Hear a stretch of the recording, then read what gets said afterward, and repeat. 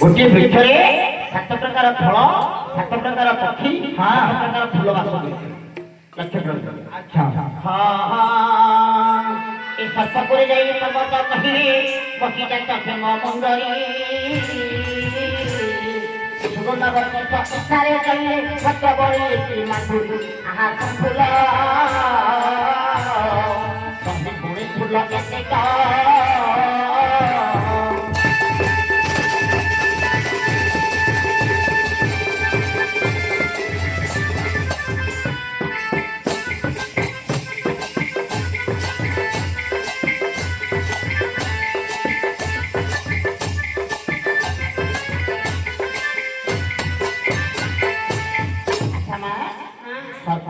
पर्वत महिला जन्म मंगरी सर्पपुर की पातालपुर सर्पपुर की समस्त मुख समस्त पूर्व पर्वत नाम ऋषि कहले महिला जन्म मंगरी अच्छा वसुधा मंदिर की लता वसुधा सुवर्ण लता के जन्म ग्रहण कर स्वेच्छा से जलपत्र कर से लता दिए 7 प्रकार फूल 7 प्रकार फल 7 प्रकार पक्षी बास कर हाँ फूल 7 प्रकार फल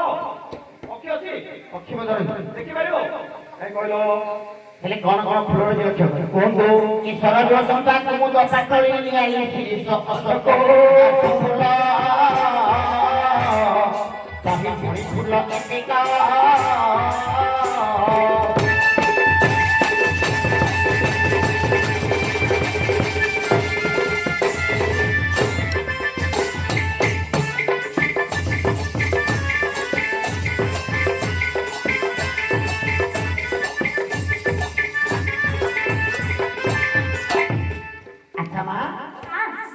लतारे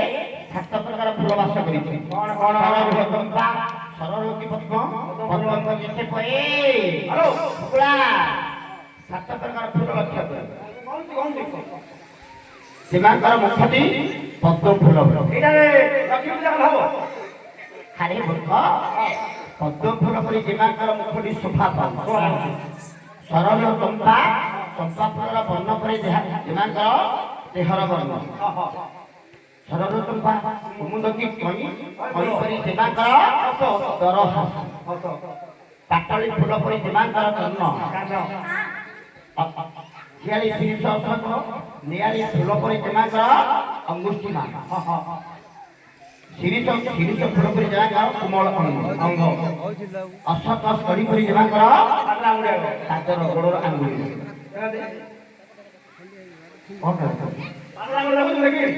आंगुली अच्छी ने देखु रे हेले 7 प्रकार फूल आसिला 7 प्रकार फल करि आसे किपरि सफल आंब डाली मधुमद चाकलिना रंग माकुल हाथ फूल सही पुणी फल एते का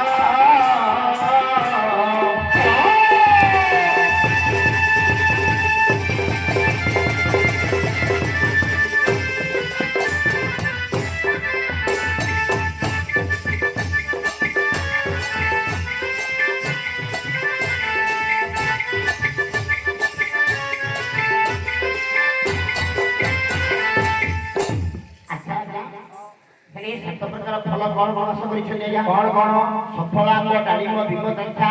तुम्ही नारंग माकुलंग सफल आंब माने पाचिला आंब परि केमा कर गणपत देश ए मामो ए काटिले असारे मूर्ख पिला पाचिला आंबर वर्ण परि केमा कर डांगर वर्ण ओती नुने नुने डाले मु खाइ ए पेट खाइ रहरी एटा खाइबा मनो आंबर खाली खाइबा गंड देश माउरे खाइया के खाइबा काला हेले मा डालिम डालिम बीज पर जेमा कर दंत पंक्ति मान काइन मा देखे दांत हमर साथ अंगा भी अछि दांत व्याख्या कोई जेमा कर मधुर बच्चा व्याख्या कोई खाली मिठा लगे जेमा कर कथा जाक मिठा ए दारी के बिरी जाय दारी के बिरी जाय ए व्याख्या व्याख्या दारी किया ए ଯାତ୍ରା ପରି କୋଳି କରି ଜମାଙ୍କର ପଛ କହିଛ ନା I love you. I love you. I love you. I love you ମୁଁ କହୁଛି ତମକୁ ଭଲ ପାଏ ସେ ତମକୁ କଣ କହୁଛି I କି ଭରା କହିବେ ଇଏ କେମ କହିଲା ନା I hate you ବୋଲେ ଏଇ ଲୋକ ସ୍ତ୍ରୀ ତାଳ ଲାଳ ଫଳେ ଆଇ ମୁଁ ଆରେ ମୂର୍ଖ ମନ୍ଦିର କାମ କରୁଛ ତତେ ସେ ଠୁଣା କରୁ ନାଇଁ ନାଇଁ ବୋଲେ ଏଇ ଲୋକ କି କଥା ନା ହେଲେ ଯାତ୍ରା କରି କରି ଜମାଙ୍କର ମଥୁର ବଚନ ପ୍ରଭା ପରି ଜମାଙ୍କର ଖୋସା ନାରଙ୍ଗ ପରି ଜମାଙ୍କର ଉଚ୍ଚତ୍ରୟ ଏ ଏ ନାଟକ ଏ କଣ କରୁ ନାରାୟଣ ଭାଇ କଣ କରୁ ଉଚ୍ଚତ୍ରୟ ଆଜ୍ଞା ମୋର ମୁଣ୍ଡ ଠିକ ନାହିଁ ମୁଁ ଦେଖିବି ଖାଲି ଖୋଲେ ଜାଣିଲା କଣ ଏ ଲୋକ କହିଲ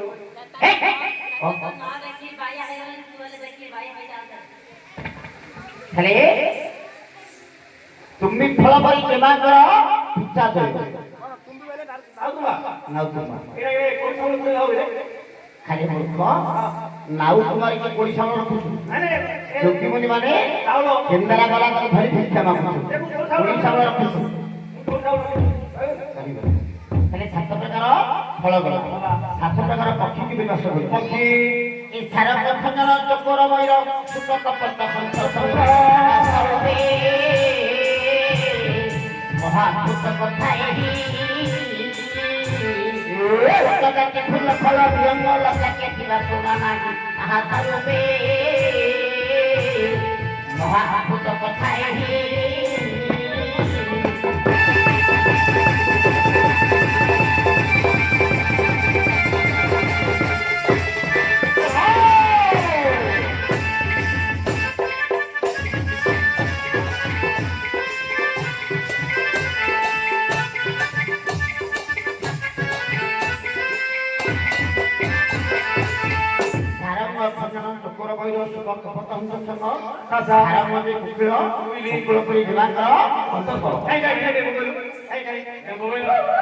ଆଉ ବଦଳି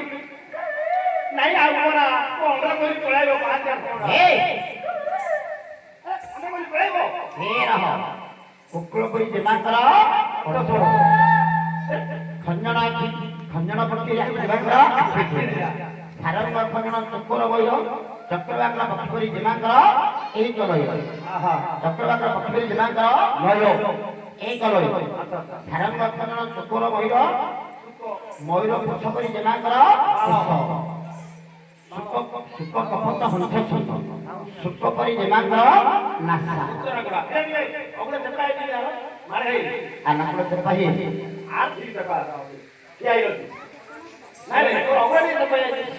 କପଟ ହଂସ ସଙ୍ଗ କପଟ ଦେଇ ପାରା ପାରା ପରି ଜେମାଙ୍କର ଗଣ୍ଡ ଦେଶ ହଁ ଆଉ ଜେମାଙ୍କର ଗତିଟା ହଂସ ପରି কুকুর বুকে হসর ধরে যাব রে হসর ধরে যাব তু কহি দেবতে ধরে খালি আয়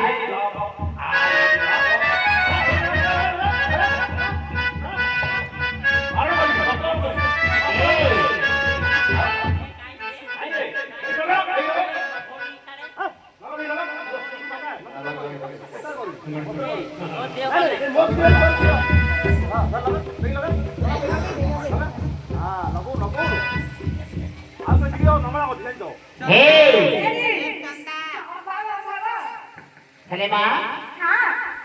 ଏହିପରି ଗୋଟିଏ ଲତାରେ ସାତ ପ୍ରକାର ଫୁଲ ସାତ ପ୍ରକାର ଫଳ ସାତ ପ୍ରକାର ପକ୍ଷୀ ବାସ କରିଛି ଏ ବାବୁ